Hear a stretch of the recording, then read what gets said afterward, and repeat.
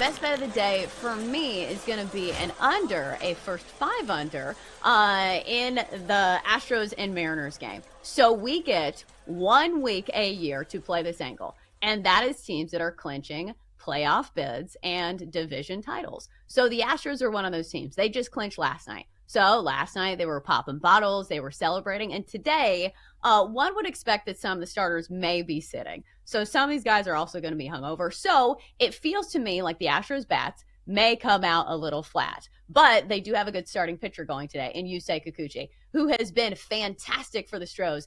So far this season, he's 4-0 with a 2.93 in his last 7 starts. And he's going against the Mariners, who on paper have one of the most pedestrian offenses in the American League West, a bottom 10 metric in just about every statistical category when it comes to their offense.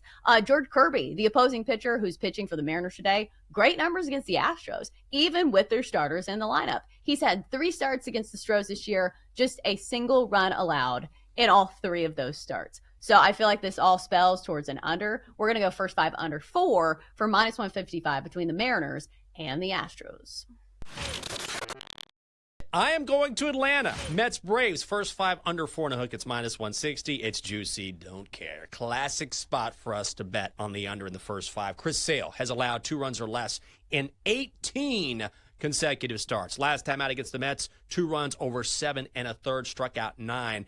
And David Peterson has been very, very good on the road this season. 5-1, 2.88 ERA. One of the more underrated pitchers in baseball. This will have a playoff feel to it. I think you like the full game under. I'm going to go first 5 under 4.5 at minus 160. I like the Padres plus money. Oh, yeah. Dylan Cease has been on one recently. 14 1/3 innings without allowing a single run and striking out 5. Jack Flaherty has been good for the Dodgers, but has also given up 7 earned in his last 9 innings. That covers 2 starts. I think this is a really good plus money play. And also, the Padres have been fantastic recently. They won 5 straight, won last night, won 9 of their last 10. Give me the Pods at plus money, plus 120. I was thinking about this morning. But I like the Astros. I like the price in the Astros. This was my handicap yesterday when I looked at this game. And the question is, like you were talking about, that's the reason why I'm shying away. Otherwise, I would be all over the Astros here at this price because Yusei Kikuchi, since coming over from the Blue Jays, has just been awesome. He's allowed 2 runs or less in 7 of his last 9 starts. But more than that, since he has come over to Houston, the Astros have won every game that he started. Every single game. They have not lost. So that is 9 starts, 9 wins for the Astros, no matter how he pitched. I like that trend. I like the Astros at plus money. Who knows if maybe a guy or 2 gets a day off today. That's your real sabotage factor. But I go Houston. But I feel like there is an angle to be had in this one. When you see teams that clinch the division the night before, usually it's going to be a slow start. I played this yesterday, though, and I had the angle right, but I didn't play the right play corresponding to it because my take was, okay, the Phillies had clinched the division the night before. They're going to come out slow. We're going to go first 5 under. Well, the problem was the other team that did not clinch the division, the Cubs, came out swinging. So do you go with Seattle in this spot? But the problem is Yusei Kikuchi has been fantastic for the Astros. And when you're the starting pitcher and you know your start is the day, after, Kikuchi probably wasn't partying as hard as the rest of the guys. So do you look at a first 5 under in this one? If you think George Kirby can pitch decent, especially when Astros are probably sitting some of their starters, like that's the only logical angle I can find in this one. So again, another low total here, 7.5. Detroit minus 120, Tampa Bay even money. The Tigers, again, are fighting for a final wildcard spot. Meanwhile, the Rays are not playing for anything.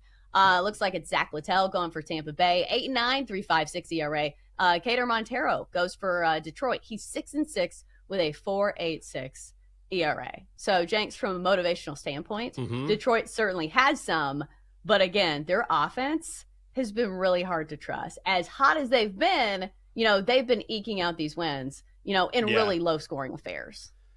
Yeah, I think maybe you go to the under here is maybe the play. I don't really want to bet a side, but I will say this. Zach Littell has been pitching out of his mind lately, which makes me lean towards the Rays, even though the Tigers have more to play for, clearly. But Zach Littell has pitched 18 consecutive scoreless innings, and he's done it against the Orioles, the Guardians, and the Red Sox.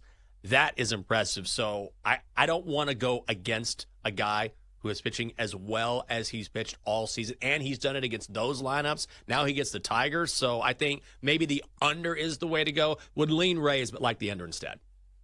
Yeah, some of these box scores for the Tigers last night 2-1, game before 4-3, 6-4. Okay, that's the outlier. 7-1, 4-2, 3-1. We've seen a lot of low scoring affairs for the Tigers, so I feel like you can make a very strong case for the under. And especially for some of these teams who have postseason verse on the line, they will be going to their best bullpen arms. So it has a playoff feel to it.